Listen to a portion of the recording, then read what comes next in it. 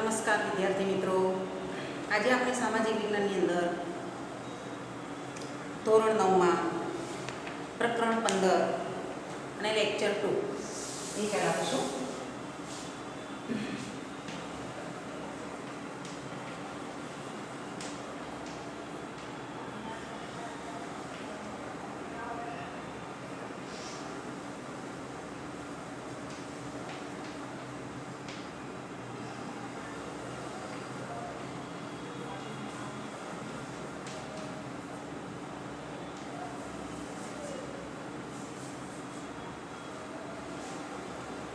જળ પરિવારનો પરિચય આપણે લેક્ચર 2માં આપ્યો હતો.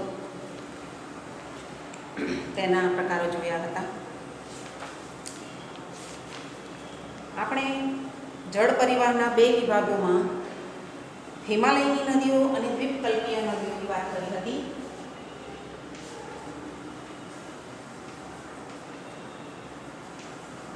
હિમાલયની નદીઓ તે બારમાસી હોય છે અને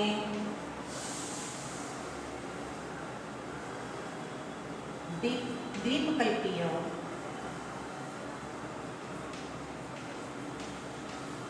નદીઓ તે મોસમી હોય છે. આ બારમાસી અને આ મોસમી. આપણે આની ચર્ચા કરી ગયેલા છીએ. હવે આજે આપણે દ્વીપકલ્પીય નદીઓ વિશે ચર્ચા કરીશું.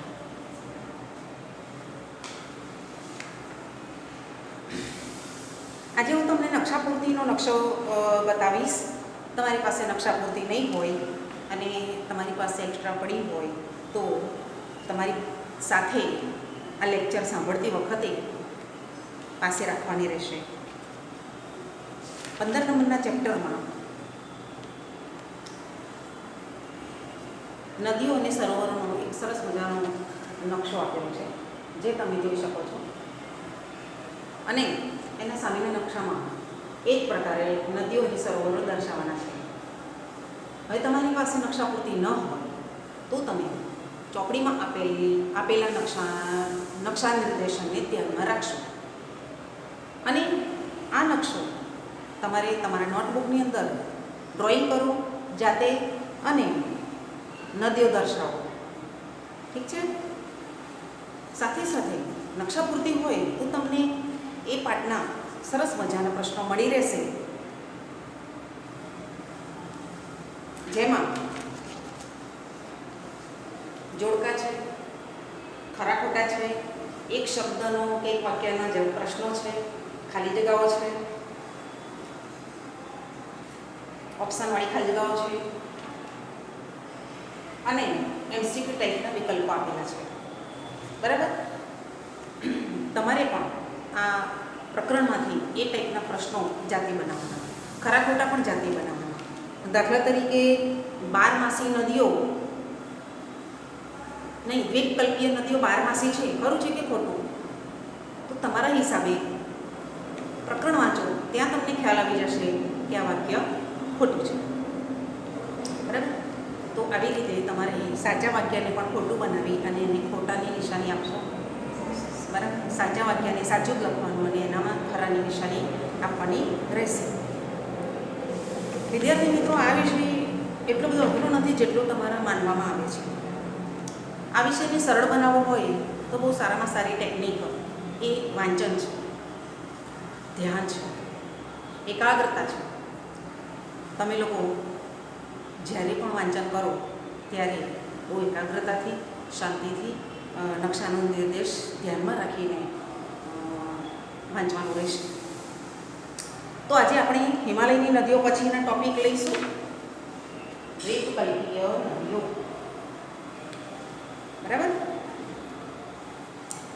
પશ્ચિમ ઘાટ દ્વીપકલ્પીય નદીઓનો મુખ્ય જળ વિભાજક છે. વિભાજક કોને ગણાય? કે નદી વહેતી હોય અને ત્યાં બહુ મોટો પર્વત હોય. બરાબર? તો એ પર્વત શું કરે છે? પર્વતને કારણે નદી અલગ અલગ ફાંટાઓમાં અલગ અલગ દિશામાં વહેંચાઈ જાય છે. જ્યાં એની જગ્યા મળે છે એ દિશામાં તે વહી જાય છે અને એ હિસાબે એ પર્વત ત્યાં વિભાજક બને છે, એટલે નદીને અલગ કરવાનું કામ કરે છે, એટલા માટે તેને વિભાજક કહે છે.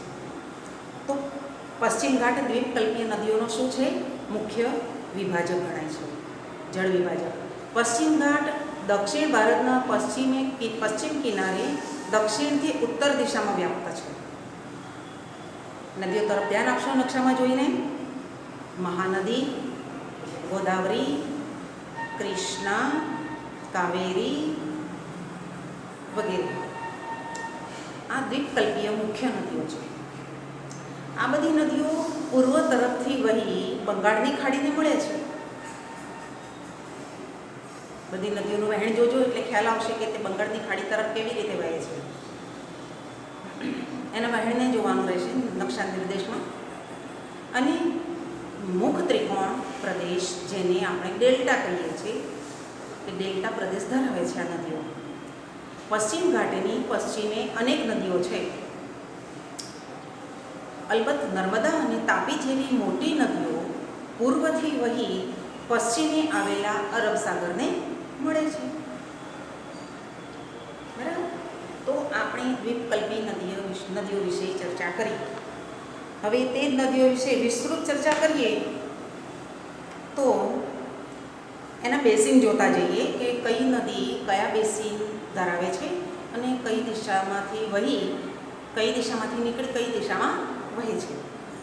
તો આપણે પહેલી નદી જોઈશું, નર્મદા બેસિન.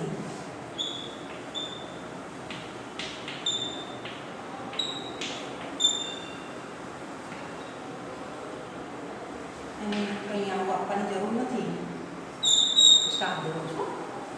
તો નર્મદા ક્યાંથી વહે છે? મધ્યપ્રદેશના અમરકંટક પાસેથી વહે છે. અમરકંટક પાસેથી વહે છે. ટૂંકમાં લખું છું એટલે તમારી સમજમાં આવશે જ. પછી તે પશ્ચિમ બાજુએ એક ફાટખીણ બનાવે છે. પર્વત હોય એટલે ખીણ હોય, અને એ ખીણમાં થઈને વહે છે. જબલપુર પાસે સંગેમરમરના ખડકાળ પ્રદેશમાંથી વહે છે. સંગેમરમર એટલે લીસા પથ્થરો. અહીં ઢોળાવને કારણે એનો વેગ કેવો છે? તીવ્ર. જ્યાં ધુઆધાર નામના જળ ધોધની રચના થયેલી છે. કયો ધોધ છે ત્યાં? ધુઆધાર.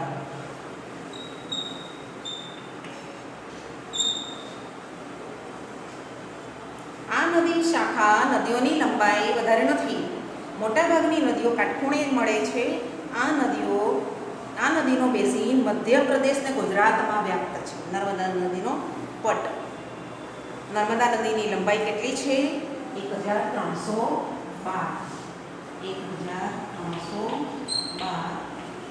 કિલોમીટર.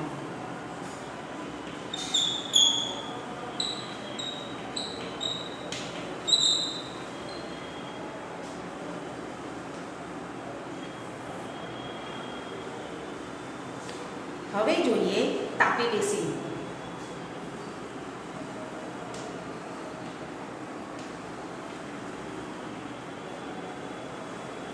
તાપી બેસિન મધ્યપ્રદેશમાંથી સાતપુડા નામની ગિરિમાળાઓમાં વચ્ચેથી વહે છે. સાતપુડા ગિરિમાળા.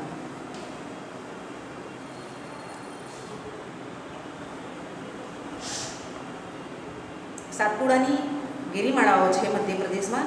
અહીં બેતુલ જિલ્લામાંથી તાપી નદી નીકળે છે. કયા જિલ્લામાંથી નીકળે છે? બેતુલ જિલ્લામાંથી નીકળે છે. તે નર્મદાની સમાંતરે એક ફાટખીણમાં થઈને વહી અરબ સાગરને મળે છે. મધ્યપ્રદેશ અને મહારાષ્ટ્ર તેનું બેસિન ક્ષેત્ર છે. હવે ત્રીજા નંબરે આવે છે ગોદાવરી બેસિન.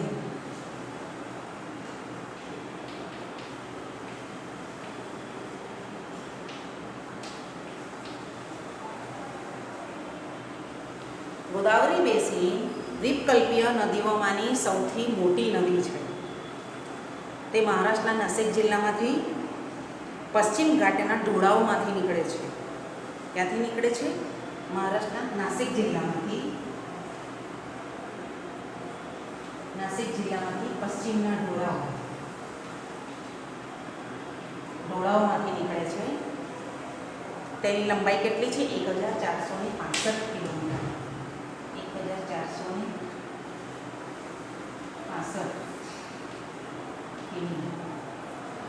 લંબાઈ છે.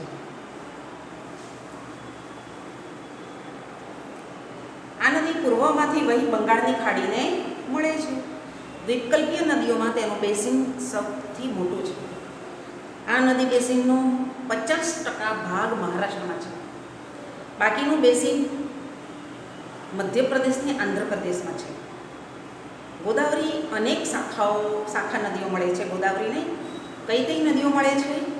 નકશામાં જરાક ધ્યાન આપજો.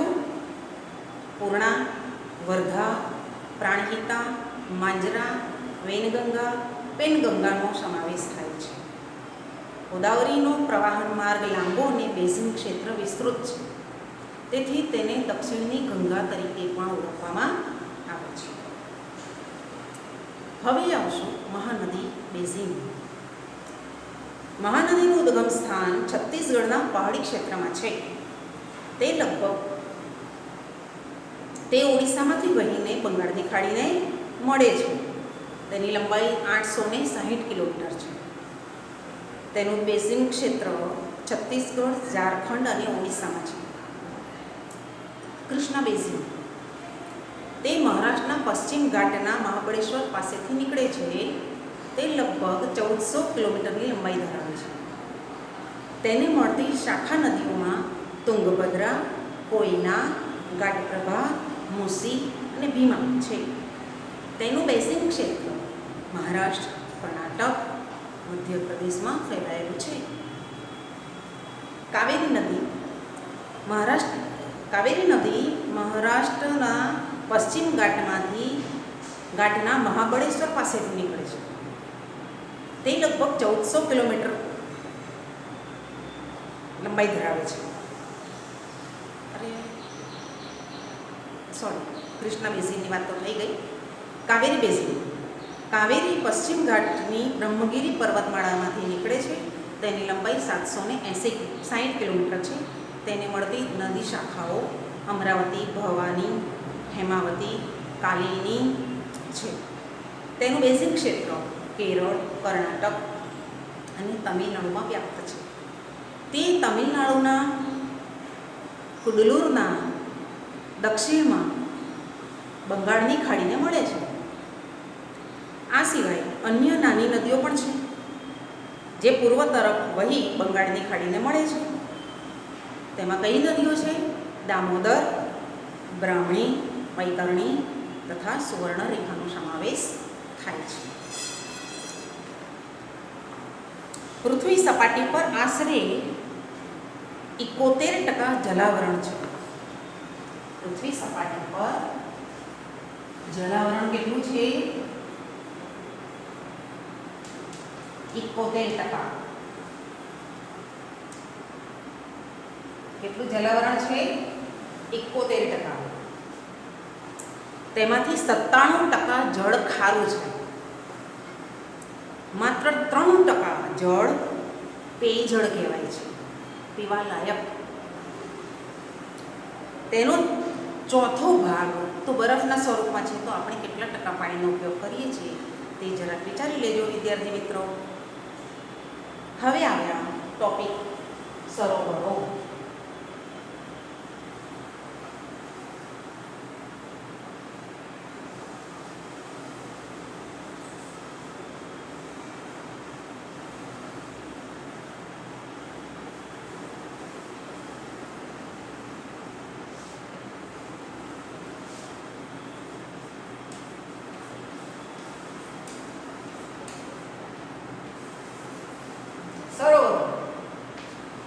ભારતના અનેક નાના મોટા સરોવરો આવેલા છે. ભારતમાં મીઠા પાણીના સરોવરો હિમાલયના પહાડી વિસ્તારોમાંથી જોવા મળે છે. મોટાભાગના સરોવરોમાં ચોમાસા દરમિયાન જ પાણી હોય છે. શુષ્ક ક્ષેત્રોમાં અંતઃસ્થળીય નદીઓ વડે કાશ્મીરી ક્ષેત્રોમાં સરોવરોની રચના હિમનદીથી થયેલી છે. મતલબ કેવી રીતે સરોવરો રચાયેલા છે એ પણ બહુ ધ્યાનમાં રાખવા જેવું છે. કેટલાક સરોવરો પવન, નદીઓ અને માનવ પ્રવૃત્તિને કારણે રચાયેલા છે. વિસર્પી નદીઓના પૂર પ્રકોપને કારણે ગોળાની નાળ જેવા સરોવરો પણ રચાયા છે. સમુદ્રની ભરતીના કારણે લઘુન સરોવરો પણ રચાયેલા છે. ચિલ્કા, કોલેરુ અને પુલિકટ આ પ્રકારના સરોવરોનું ઉત્તમ ઉદાહરણ છે. રાજસ્થાનમાં સાંભર સરોવર એ ખારા પાણીનું સરોવર છે અને જેમાંથી મીઠું પકવવામાં આવે છે. તો પ્રશ્નો બનાવી શકો છો ને વિદ્યાર્થી મિત્રો? કેવી રીતે બનાવશો પ્રશ્નો? બોલો.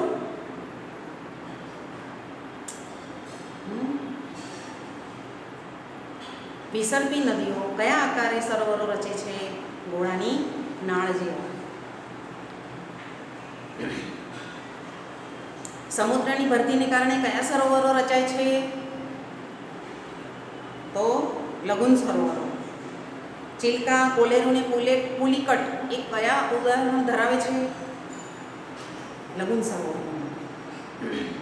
રાજસ્થાનમાં કયું સરોવર આવેલું છે? સાંભર સરોવર. સાંભર સરોવરમાં ખારું પાણી છે કે મીઠું પાણી? ખારું પાણી. ખારા પાણી સાંભર સરોવરમાં ખારા પાણીને લીધે આપણને શું ફાયદો થાય છે? તો મીઠું પકવવામાં આવે છે તે ફાયદાકારક છે.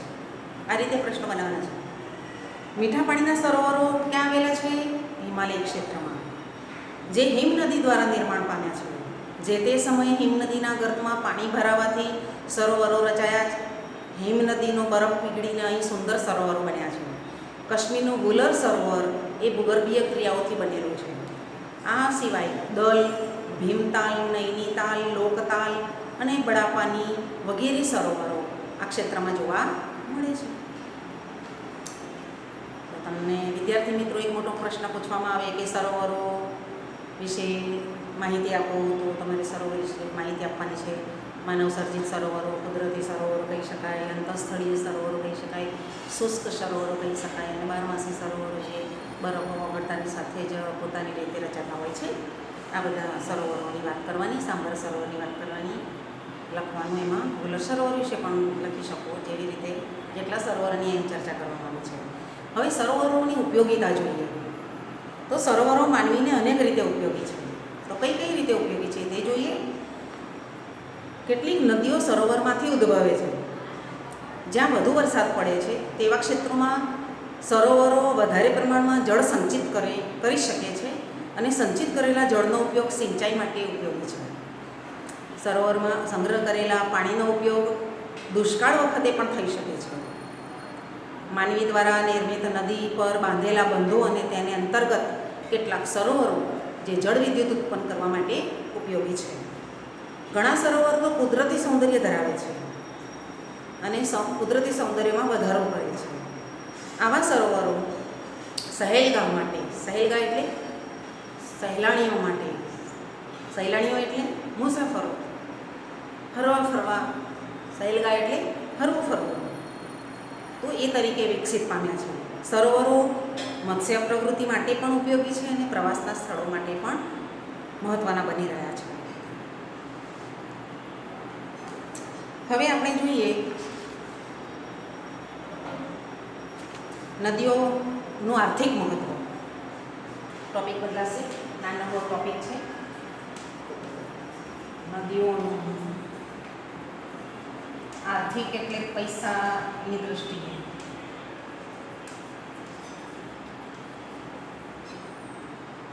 તો નદીઓ આપણા બધાના જીવનમાં ખૂબ જ ઉપયોગી છે. નદીઓનું પાણી કુદરતી સંસાધન કહી શકાય. કુદરત દ્વારા આપણને મળતું એક સાધન છે.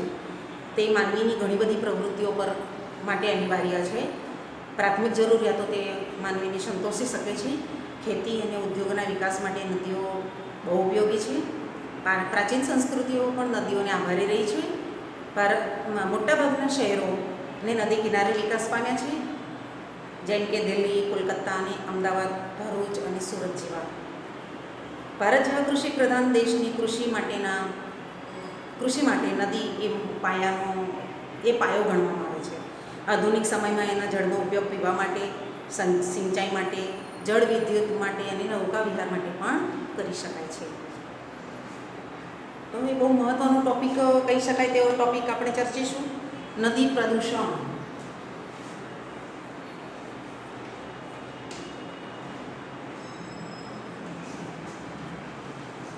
બહુ મહત્ત્વનો ટૉપિક આવે છે વિદ્યાર્થી મિત્રો. તમે જ્યારે નદી કિનારે જાઓ છો અને જે પ્રવૃત્તિ કરો છો અથવા તો બીજા લોકોને એ પ્રવૃત્તિ કરતા જુઓ છો તેનું આપણે વર્ણન કરીશું આજે. નદીના પાણીનો ઉપયોગ ઘરેલું એટલે ઘર માટે, કૃષિ માટે, ઔદ્યોગિક ઉત્પાદન પ્રવૃત્તિ માટે વધારે પડતો થાય છે. આપણે નદીઓની લોકમાતા કહીએ છીએ, તેને પવિત્ર ગણીએ છીએ. તેમ છતાં નદીઓમાં ઉદ્યોગોનું મલિન જળ છોડીએ છીએ. શહેરોની ગટરના પાણી શહેર પાસે આવેલી નદીઓમાં ઠલવાય છે. શહેરનો કચરો પણ નદીના પાણીમાં નાખીએ છીએ. પરિણામે માનવી જેને લોકમાતા કહે છે એવા નદીના પાણીને પ્રદૂષિત કરે છે. આમ ઔદ્યોગિક અને શહેરીકરણને પરિણામે જળ પ્રદૂષણમાં સતત વધારો થતો જાય છે. નદીના પાણીનું પ્રદૂષણ આપણી રાષ્ટ્રીય સમસ્યા જ બની ગઈ છે. નદીના પાણીને દૂષિત થતું અટકાવવા સરકાર હાલ વિશેષ પગલાં ભરી રહી છે. આ સંદર્ભે સરકારશ્રીની કામગીરી સાથે લોકભાગીદારી પણ એટલી જ ઈચ્છનીય છે. એટલે આપણી ભાગીદારી જોઈએ. એટલે આપણા તરફથી આવી કોઈ પ્રવૃત્તિ નથી કરવાની જેમાં આપણે નદીને પ્રદૂષિત કરીએ. હવે નાનકડો ટોપિક લઈ લઈએ છીએ, જળ પ્રદૂષણ અટકાવવાના ઉપાયો.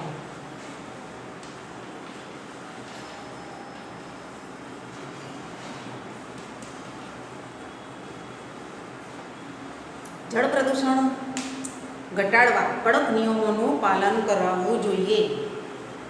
રાષ્ટ્રીય નદી સંરક્ષણ યોજના નેશનલ રિવર કન્વર્ઝેશન પ્રોજેક્ટ દ્વારા જળ શુદ્ધિકરણના કાર્યક્રમો અમલી બનાવવા જોઈએ. ઔદ્યોગિક એકમો પોતાનું પ્રદૂષિત પાણી નદીઓમાં ન છોડે તે માટે પણ કડક નિયમો બનાવવા જોઈએ. ઔદ્યોગિક એકમોને પોતાના ઉદ્યોગો દ્વારા છોડવામાં આવતા રાસાયણિક જળમાં રહેલા હાનિકારક તત્વો દૂર કરવા જોઈએ. દરેક નાગરિકે નદીમાં સ્વચ્છ પાણી રહે તે માટે ઘરનો કચરો નદીના પાણીમાં ન ભળે તેની કાળજી રાખવી જોઈએ.